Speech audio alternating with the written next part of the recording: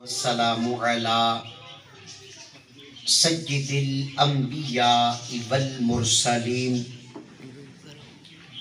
اما بعد فاعوذ باللہ من الشیطان الرجیم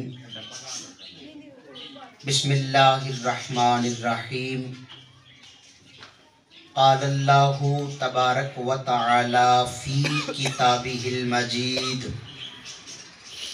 قل ان کنتم تحبون اللہ فاتبعونی یحببکم اللہ ویغفر لکم ذنوبکم صدق اللہ العظیم وصدق رسولہ النبی الکریم الامین ونحن علی ذالک لمن الشاہدین والشاکرین والحمد للہ رب العالمین۔ یہ آرزو ہے شیشہ دل چور چور ہو، پھر کوئی چیز قابل نظر حضور ہو۔ یا رب یہ التجا ہے محشر میں جو بھی ہو، میلاد مصطفیٰ کی محفل ضرور ہو۔ نہایت کی واجب الاحترام بزرگوں، دوستوں، جتنے بھی مہمان آج کی اس بابرکت محفل پاک کے اندر تشریف لائے، آپ سب کو السلام علیکم ورحمۃ اللہ وبرکاتہ۔ آج کی یہ بابرکت محفل پاک ہمارے بڑے ہی محترم بھائی منور صاحب اور ان کے بھائیوں نے حضور الاسلام کے ذکر پاک کی محفل اور اپنی والدہ مرحومہ کے ایصال ثواب کی نیت سے سجائی۔ رب کریم کی بارگاہ اقدس میں دعا کرتے ہیں اللہ تعالیٰ کی ذات آج کی اس محفل ذکر کو اپنی بارگاہ اقدس میں قبول فرمائے۔ اللہ تعالیٰ نے نبی پاک صاحب الاولاد صلی اللہ علیہ وآلہ وسلم آپ کو بڑی شانوں سے نوازا، بڑے کمالات عطا فرمائے۔ میں نے آپ کے سامنے قرآن کریم فرقان حمید کی جس آیت مقدسہ کی تلاوت کی ہے، اس کے اندر رب کریم کی ذات پاک نے آقا کریم علیہ السلام کی محبت و پیار کا ذکر فرمایا۔ اللہ فرماتا ہے قل ان کنتم تحبون اللہ، اے میرے محبوب علیہ السلام آپ میرے بندوں سے فرما دیں۔ اللہ کا فرمان حضور الاسلام کی طرف آقا کریم کے سینہ مطہرہ پہ یہ آیت مبارکہ نازل ہوئی۔ پیغام پہنچانا کون سا ہے؟ ان کنتم تحبون اللہ، اگر تم اللہ سے محبت کرتے ہو، اگر تم اپنے رب سے پیار کرتے ہو، تمہیں کیا کرنا پڑے گا؟ فاتبعونی، میری اطاعت کرنی پڑے گی، میری پیروی کرنی پڑے گی، میری اداؤں کو اپنانا پڑے گا، میری سنتوں کو زندہ کرنا پڑے گا۔ جب تم میرے ساتھ محبت کرو گے، جب تم میرے ساتھ پیار کرو گے، اللہ فرماتا ہے میں تمہیں دو صلے عطا فرماؤں گا، میں تمہیں دو انعام عطا فرماؤں گا۔ پہلا انعام تمہیں یہ عطا فرماؤں گا، یحببکم اللہ، میں اللہ بھی تم سے پیار کروں گا، اور ویغفر لکم ذنوبکم، اور میں تمہاری زندگی کے گناہوں کو معاف فرما دوں گا۔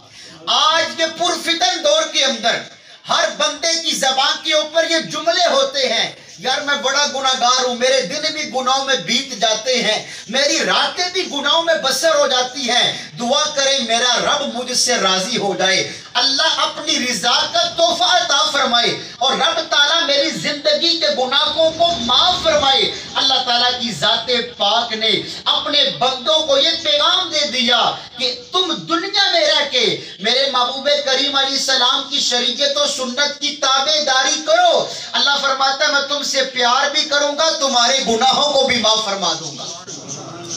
اب اس دنیا کے اندر جو بندہ بھی محبت کرتا ہے نا، ہمارے علماء نے اپنی کتابوں کے اندر اس بات کو لکھا، مواعظ رضویہ کے اندر یہ لکھا ہے کہ کوئی بندہ بھی کسی سے بھی جب پیار محبت کرتا ہے تو کوئی نہ کوئی 3 وجوہات میں سے ایک وجہ ضرور ہوتی ہے.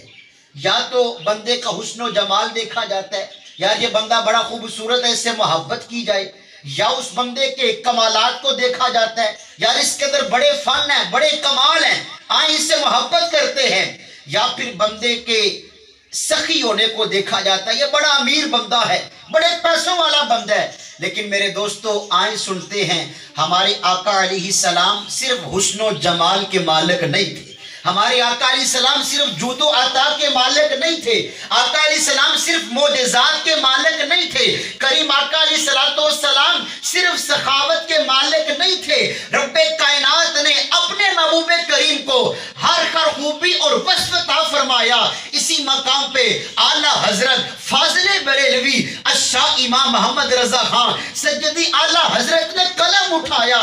آپ فرماتے ہیں سرور کہوں کہ مالکو مولا کہوں تجھے، باغ خلیل کا گلے زیبا کہوں تجھے، اللہ تیرے جسم منور کتاب سے اے جانے جاں ایمانے تجلا کہوں تجھے، اور تیرے تو وصف عیب تناخی سے ہے بری. آقا آپ کے اوصاف حمیدہ میں ذرہ برابر بھی عیب نہیں ہے، تیرے تو وصف عیب تناخی سے ہے بری. ہے راہوں میرے شاہ میں کیا کیا کہوں تجھے، زندگیاں ختم ہوئی اور قلم ٹوٹ گئے، لیکن آقا آپ کے اوصاف کا ایک باب بھی پورا نہ ہوا. اللہ نے حضور کو کیسے کمال دیے، کیسا حسن دیا، کیسی سخاوتوں سے نوازا. آئے سنتے ہیں نبی پاک صاحب الاولاد صلی اللہ علیہ وآلہ وسلم، اللہ تعالیٰ نے آپ کو حسین کتنا بنایا تھا. ایک کتاب ہے حدیث شریف کی جس کا نام ہے المستدرک للحاکم. امام حاکم بہت بڑے امام گزرے ہیں. حدیث پاک کا مجموعہ 6 سے 7 جلدوں کے اندر آپ کی یہ کتاب ہے. آپ نے اپنی اس کتاب کے اندر نبی پاک علیہ السلام کی عظمت و شان پر ایک حدیث نقل فرمائی. فرماتے ہیں آقا کریم علیہ السلام کے ایک بڑے پیارے صحابی تھے جن کا نام حضرت سیدنا طارق بن شہاب رضی اللہ تعالی عنہ تھا. آپ فرماتے ہیں کہ نبی پاک علیہ السلام ایک دن اپنے کاشانہ نبوت سے باہر نکلے، سیر و تفریح کی نیت سے مدینہ پاک کے صحرا کی طرف چلے گئے، جنگل کی طرف چلے گئے. آقا کریم علیہ السلام نے دیکھا کہ اس جنگل میں، اس ویرانے میں ایک قافلہ ٹھہرا ہے، ایک قافلے والوں نے پڑاؤ کیا ہوا ہے، اور ان کے پاس ایک سرخ رنگ کا اونٹ تھا. جب کریم آقا علیہ السلام کی نظر اس اونٹ پر پڑی نا، نبی پاک علیہ السلام کو وہ اونٹ پسند آ گیا. آقا کریم علیہ السلام نے ارادہ فرمایا ان قافلے والوں سے یہ اونٹ خرید لوں گا. اللہ کی قدرت دیکھیں، وہ جو قافلے والے تھے وہ کسی اور علاقے کے تھے، سفر پہ جا رکھے تھے، سارے کے سارے یہودی، کوئی بندہ بھی مسلمان نہیں تھا. میرے کریم آقا علیہ السلام قافلے والوں کے پاس پہنچے، اونٹ کی خریداری کے حوالے سے گفتگو فرمائی. وہ قافلے والے اونٹ بیچنے پر رضامند ہو گئے. جب نبی کریم علیہ السلام نے اونٹ کی مہار کو پکڑا نا، آقا کریم علیہ السلام نے فرمایا اے قافلے والوں، میں تجارت کی نیت سے باہر نہیں آیا، مجھے اس کی قیمت بتاؤ، میں مدینہ پاک واپس پہنچ کے اس کی قیمت اور اس کے بدلے کچھ کھجوریں آپ کو بھیجتا ہوں. اللہ کی قدرت دیکھیں، انہوں نے ایک بار بھی نہیں کہا کہ آپ پیسے دیں گے تو ہم اونٹ آپ کے حوالے کریں گے. اس بات پر بھی وہ رضامند ہو گئے. جب کریم آقا علیہ السلام ان قافلے والوں کی نظروں سے اوجھل ہوئے نا، اب وہ سارے دوست احباب آپس میں گفتگو کرنے لگے. کوئی کہنے لگا یار نہ ہم اس بندے کو جانتے ہیں کہ ان کا نام کیا ہے، کس کا بیٹا ہے، کون سے خاندان سے تعلق ہے، کہاں کے رہنے والے ہیں. اب جب وہ آپس میں اس طرح کی حیران کن گفتگو کر رہے تھے، انہی کے دوستوں میں سے ان کا ایک یار دوست، ایک ساتھی بولا، کہتا یار میرے اندر تو پیسے مانگنے کی ہمت ہی نہ تھی، ان کا چہرہ اتنا خوبصورت تھا، میں ان کا چہرہ ہی دیکھتا رہ گیا. کوئی کہنے لگا ان کی زلفیں بڑی خوبصورت تھی، ان کی زلفیں دیکھتا رہ گیا. کوئی کہنے لگا یار جب وہ مسکراتے تھے ان کے دانتوں سے نور نکل کے سامنے پہاڑ پہ پڑتا تھا، میں تو وہ نورانی मंजर देखता रह गया। मेरे आका के हुस्न के चर्चे शुरू हैं। उन काफिले वालों का जो सरदार था, उसकी बीवी पर्दे के आलम में अपने खैमे के अंदर इस सारे वाकया को देख रही थी। उसने खैमे का पर्दा हटाया और काफिले वालों से कहती है, ऐ मेरे सरदार के काफिले वालों, तुमने फिक्र नहीं करनी, अगर उस बंदे ने तुम्हारे ऊंट की कीमत ना दी, अना दामिनतुन लिसामानी जबालिकुम, तुम्हारे ऊंट की कीमत की जामन मैं हूं, मैं तुम्हें वो रकम दूंगी। वो सारे काफिले वाले कहते हैं कि बताओ कि क्या तुम उस सरदार की बीवी को, कि क्या तुम उस बंदे को जानती हो? आगे से उसने जवाब दिया, रब्बे काबा की कसम, जानती तो मैं भी नहीं, लेकिन जब मैंने उनका चेहरा देखा तो मुझे पता चल गया, ऐसे सोने चेहरे वाला कभी झूठ नहीं बोल सकता।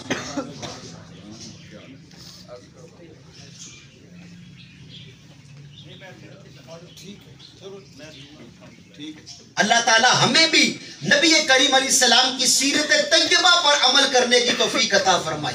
और अल्लाह ताला ने देखे नबी करीम अलैहिस्सलाम को कैसी अजमत और शान अता फरमाई, आका करीम अलैहिस्सलाम को कैसी इज्जतों से नवाजा। और ये सदका नबी करीम अलैहिस्सलाम का कि आज यकीन करिए हमारी जिंदगी किन कामों के अंदर बसर हो रही है, लेकिन हमारी जिंदगी के कैफियत क्या है, हमारे अंदाज क्या है, हमारे मामलात क्या हैं, तो पता चला कि रब्बे कायनात ने अपने महबूबे करीम अलैहिस्सलाम को बड़ी शाने अता फरमाई।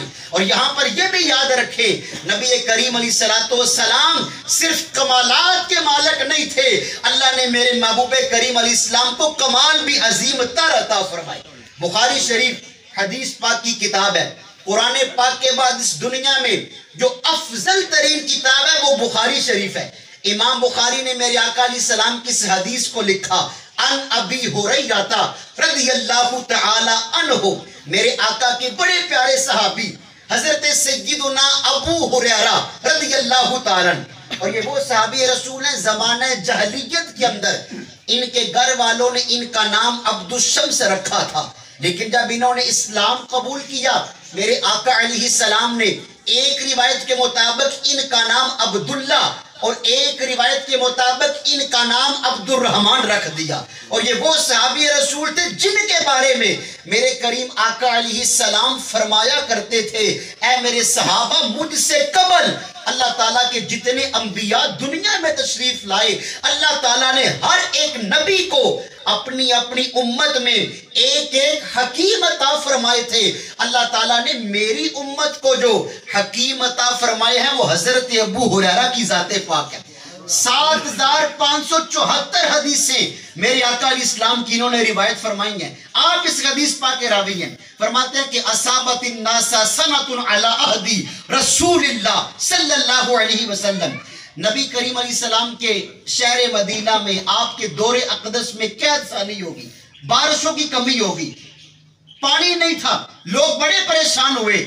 यख्तुबु अलल मिंबरी यौमल जुमुआ, करीम आका अलैहिस्सलाम जुमे का दिन था, मिंबर पाक पे खुतबा इरशाद फरमाने के लिए जलवागर थे। फकाम अराबीजुन, एक अराबी खड़े हुए, कहती हैं या रसूल अल्लाह सल्लल्लाहु अलैहि वसल्लम, हलकल मालू वजा अल अयाल, आका माल हलाक हो रहा है, आका बच्चे भूखे मर रहे हैं, फदउल्लाह लना, रब ताला से कोई दुआ फरमाए, अल्लाह रहमतों वाली बारिश नाज़िल फरमाए। नबी करीम अलैहिस्सलाम को अल्लाह ताला ने बा इख्तियार नबी बना के दुनिया में भेजा। आका करीम अलैहिस्सलाम ने यह नहीं फरमाया कि जुमे के बाद दुआ करेंगे, खुतबे के बाद दुआ करेंगे। मेरे आका ने क्या किया, इमाम बुखारी फरमाते हैं फरफ़अ रसूलुल्लाह, आका करीम ने अपने हाथ दुआ के लिए बुलंद किए और रब की बारगाह में दुआ फरमाई, या अल्लाह मदीना पाक पे रहमतों वाली बारिश नाज़िल फरमा। अभी हुजूर खुतबे से फारिग नहीं हुए थे, पूरे मदीना मुनव्वरा पे बारिश का नज़ूल होना शुरू हो गया। ये हुजूर की दुआ का असर था।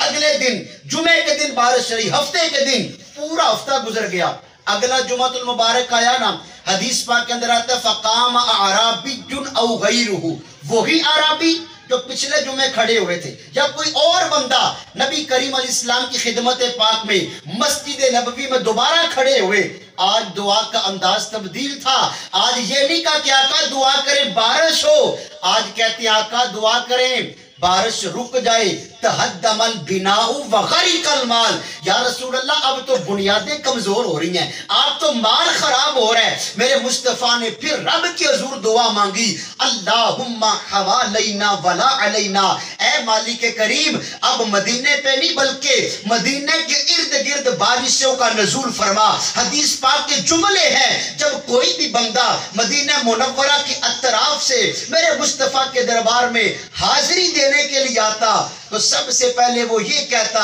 آقا مدینہ کے ارد گرد بارشوں کا نزول ہو رکھا ہے. یہ کیا تھا؟ میرے آقا کو رب نے کمالات عطا فرمائے. اور حضور سخی کتنے تھے. محبت کی تیسری علامت ہے, آقا کریم کو اللہ نے سخاوتوں سے بھی نوازا. یہ بھی حدیث پاک بخاری شریف کے اندر موجود ہے. بے شمار محدثین نے اس حدیث کو لکھا. نبی کریم علیہ السلام کے بڑے پیارے صحابی حضرت سیدنا ابو ہریرہ رضی اللہ تعالیٰ, ایک دن آپ کی سیرت کے اندر لکھا ہے, آپ دیگر صحابہ کرام کے ساتھ ایک مقام پہ بیٹھے تھے. آپ نے ارشاد فرمایا کہ صحابہ میری زندگی کے 3 ایسے لمحات ہیں آج تک مجھے نہیں بھولے. کون کون سے وہ لمحات تھے؟ آپ نے فرمایا پہلا لمحہ وہ جس دن نبی کریم علیہ السلام کا وصال ظاہری ہوا. دوسرا وہ دن جس دن جناب حضرت سیدنا عثمان ذو النورین رضی اللہ تعالی عنہ نے مقام شہادت پایا. اور تیسرا وہ دن جس دن میرا توشہ دان گم ہوا. صحابہ کرام کہتے ہیں کہ ابو ہریرہ حضور اسلام کے وصال والی بات بھی سمجھ آ گئی, آپ کی جدائی صحابہ کرام سے برداشت نہ ہوئی. حضرت عثمان غنی کی وفات والا دن, ظاہری شہادت والا دن بھی ہمیں سمجھ آ گیا, لیکن اس توشہ دان کی ہمیں سمجھ نہیں آئی. یہ جو حدیث پاک ہے اس میں حضرت سیدنا ابو ہریرہ رضی اللہ تعالی عنہ کے توشہ دان کا ذکر ہے. آپ فرماتے ایک دن کا واقعہ, اتیت النبی صلی اللہ علیہ وسلم بتمارات, میں تھوڑی سی کھجوریں لے کے سرکار کی بارگاہ میں آیا. عرض کی یا رسول اللہ ادعو اللہ فیہن بالبرکہ, آقا کرم فرمائیں میری ان تھوڑی سی کھجوروں میں برکت کی دعا فرمائیں. آقا کریم علیہ السلام نے کیا کیا؟ دعائیں برکت فرمائی اور مجھے فرمایا اے ابو ہریرہ خذہن وجعلہن فی مزبادی کا ہذا, یہ کھجوریں پکڑ لو اپنے توشہ دان میں ڈال لو. کلما اردت ان تاخذ منہ شیئا, جب کھجوریں کھانے کو دل کرے تو کھجوریں نکال کے کھاتے رہنا. ولا تنصرہ نصرا, کبھی بھی اس توشہ دان کو الٹا نہیں کرنا, اس برتن کو الٹا مت کرنا. اور حضور علیہ السلام کے صحابی جناب ابو ہریرہ فرماتے فَقُنَّا نَاكُلُ, میں خود بھی کھجوریں کھاتا تھا, ہم گھر والے خود بھی کھجوریں کھاتے تھے. وَنُطْعِمُ, مدینہ منورہ میں رہنے والے عشاق تک بھی وہ کھجوروں کے تحفے پہنچاتے تھے. جس دن جناب عثمان غنی شہید ہوئے, ایسا جم غفیر تھا, ایسا ہجوم عاشقان تھا, اس رش کے عالم میں میرا وہ توشہ دان گم ہو گیا. لیکن میں تمہیں یہ بتا سکتا ہوں اس توشہ دان سے میں نے کھجوریں کھائی کتنی ہیں. اے لوگوں رسول اللہ کی دعا کا اثر دیکھیں. آپ فرماتے ہیں سرکار کے زمانے میں کھجوریں کھاتا رہا, حضرت صدیق اکبر کے دور خلافت میں اسی توشہ دان سے کھجوریں نکال کے کھاتا رہا, جناب فاروق اعظم کے زمانے میں اسی توشہ دان سے کھجوریں کھاتا رہا, حضرت عثمان غنی کے دور خلافت میں اسی توشہ دان سے کھجوریں کھاتا رہا. جب آپ کا وقت شہادت آیا, اس وقت شہادت کی عالم میں میرا وہ توشہ دان گم ہو گیا. لیکن میں یہ بتا سکتا ہوں آقا کریم کی دعا کے اثر سے میں نے کھجوریں کھائی کتنی ہیں. ایک روایت کے اندر آتا ہے آپ نے فرمایا 248 من کھجوریں کھائی ہیں, اور ایک حدیث کے اندر آتا ہے کہ آپ نے فرمایا 48,000 کلو کھجوریں اس توشہ دان سے نکال کے میں کھاتا تھا. وجہ کیا تھی؟ سرکار کی دعا کا اثر تھا. میرے آقا کریم علیہ السلام نے دعاؤں سے نوازا تھا. آج ہم سرکار کے ذکر کی یار محفل میں بیٹھے ہیں, آقا کا ذکر خیر سن رکھے ہیں, لیکن تھوڑی دیر اس بات پر بھی غور کریں, حضور دنیا میں تشریف لائے, آپ کے آنے کا مقصد تھا. میرے کریم آقا علیہ السلام نے اپنے مقصد کو خود بیان فرمایا, انما بعثت لاتمم مکارم الاخلاق. حضور فرماتے ہیں رب نے مجھے دنیا میں اس لیے بھیجا ان بھٹکے ہوئے لوگوں کے اعمال کی اصلاح کی جائے, ان بھٹکے ہوئے لوگوں کی اخلاقیات کو مکمل کیا جائے۔ اب حضور دنیا میں آئے، آپ نے ہمیں بتایا کہ رب کی بندگی کرنی ہے۔ آپ دنیا میں آئے، آپ نے نماز کا درس دیا۔ آپ دنیا میں آئے، آپ نے تعلیم قرآن کا درس دیا۔ حضور دنیا میں آئے، آپ نے بتایا زبان پہ غلط بات نہیں لانی، سچ کا پیغام دینا ہے۔ حضور دنیا میں آئے، آپ نے ماں باپ کے آداب ہمارے سامنے رکھے۔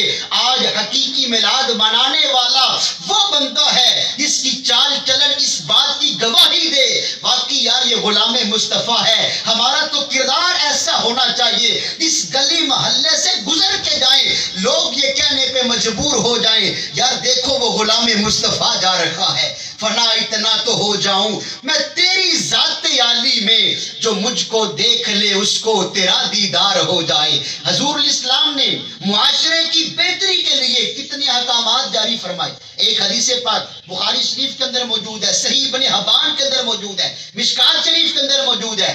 نبی کریم علیہ السلام نے ایک مقام پہ فرمایا انا زعیم ببیت فی ربد الجنت لمن ترک المراء وان کان محقا۔ حضور فرماتے ہیں میں اپنے اس امتی کو اس بات کی گارنٹی دیتا ہوں اللہ اسے جنت کے ارد گرد مکان عطا فرمائے گا۔